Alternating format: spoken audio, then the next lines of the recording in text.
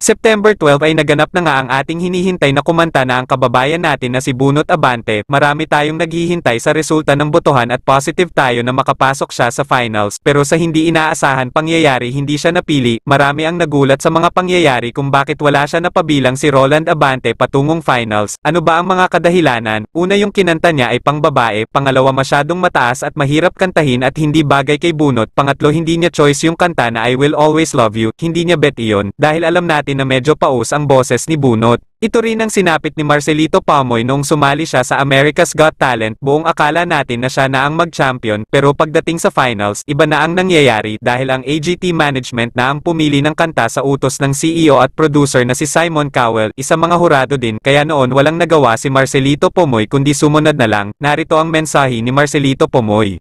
Pero syempre, nag-a-agree pa rin sila sa comment ni Sir Simon, so sila yung naghahanap ng way kung ano talaga ang nababagay sa aking kanta, pero masyado nang maiksi ang oras nung time na iyon, kaya no choice na kami sa song na binigay para sa akin. Ganito rin ang nangyayari kay Roland Abante. Bakit siya pumili ng kanta na hindi nababagay sa kanya at walang nang masyadong oras para mag-practice?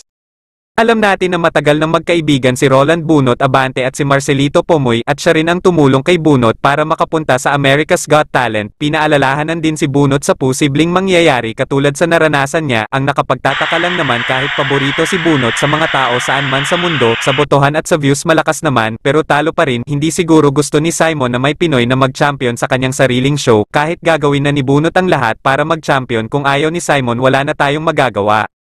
Pero huwag tayo mawawala ng pag-asa, dahil may wildcard pa naman. Ang ibig sabihin na yung hindi nakapasok sa finals ay pwede pang mag-perform patungong finals. Ang mga hurado ay pumili ng tag-iisa at pagbotohan din ng mga tao para makapasok sa finals. Alam natin na si Bunot ay paborito sa tatlong hurado, maliban lang sa nagnunoon na walang iba ay si Simon Cowell. Kaya abang-abang na lang tayo sa ating kababayan na si Bunot. Maraming salamat at paki-like, share and subscribe din sa ating channel para updated tayo sa mga bago kong upload.